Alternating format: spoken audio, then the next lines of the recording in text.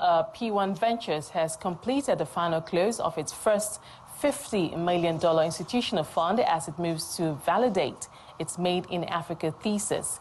Mika Hajjar, managing partner at P1 Ventures, believes a strong conviction that there will be billions of dollars of value created by global companies that have been made in Africa. He joins me now for this discussion. Mika, thank you for joining us today.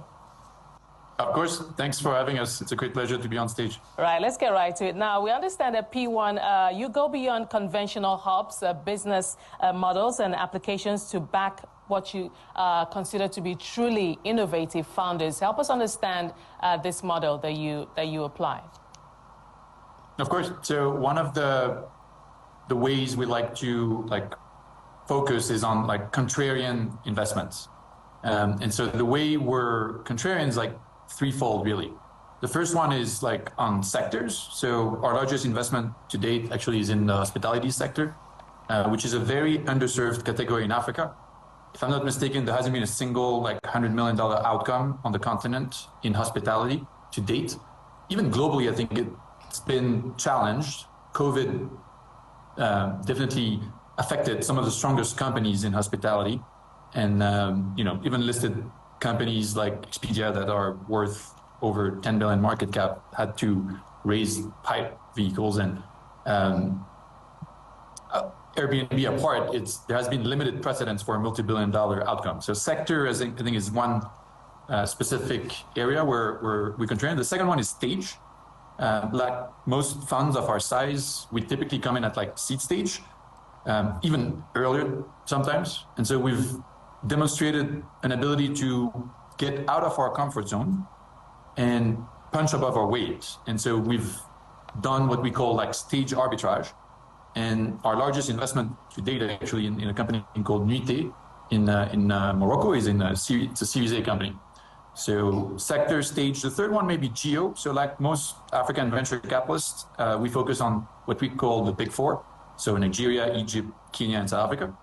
And one of our strongest values at P1 is that we truly believe talent is distributed. Venture capital is not, just yet. And we intend to deploy about half of our fund in underserved areas, such as Francophone Africa, outside the big four. And a good example of that, again, is this Series A company I just mentioned, Nuité. I think it's the only of the 10 largest investments last year that was not in one of those big four companies, in big four countries. Right. Now, you've also repeatedly demonstrated Africa's advantages over developed markets when it comes to building and scaling tech firms. Help us understand what these advantages are that African markets have when it comes to building and scaling tech firms. Absolutely. So there are roughly four of them. The first one, I think, is one that will definitely resonate with you. It's more on the demand side. As you know, Africa's average population is sub 20 years old. Very young, very tech-savvy population that sort of favors faster adoption cycle. Africa is home to one of the only global economies, if I'm not mistaken, that has most of its GDP running on mobile money. That's Kenya, where I'm sitting today. The second one is more on the supply side. I think this one is less understood. It's about the entrepreneurial talent pool. And we've seen over the last few years a new generation of founders that are building, sometimes for the second, third, or even fourth time companies in technology. And most of those founders have been educated abroad or worked overseas. They acquired specific domain expertise and skill set that give them a very strong, unfair advantage. The third one I'd like to call out is enabling policymakers.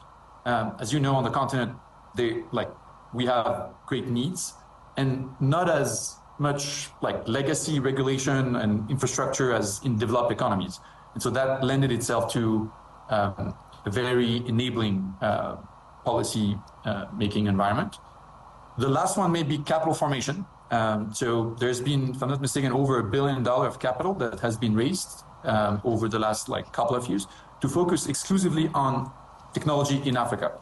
And they're across a handful of like fund managers, and we're very grateful to be one of them. Right. So those are the main advantages. And speaking about capital, I mean, the last couple of years, especially in the last 2 years, we have seen funding into the continent drop, and we've seen some foreign investors also pulling back. But that doesn't appear to have impacted on the scale of innovation we continue to see and the demand for technologies. But talk to us about how this is reshaping or shaping the ecosystem. Look, I would argue it's making us stronger. In frothy days when capital was flowing, we've seen some like deviations from like global standards in terms of governance. And the strongest companies, the one that were the most capital efficient, have been able to raise subsequent round and emerge as like category leaders. So we're grateful to have like companies in our portfolio like Nuité, the Moroccan one I just mentioned. There's another one that actually just raised earlier this week. It was announced a round, Series A round, led by one of the world's best like fintech investors, QED. So you're right, I think, on the macro side, although I would like to point out that over the last semester, so the second semester of last year, we've seen definitely an upward trend. And we believe that this quarter and the next one will definitely be on the same trajectory. So we're very optimistic, and our forecast is that this year we should pick up from last year at least 50%. All right, Mika, thank you so much for sharing that with us. We appreciate your time on the show.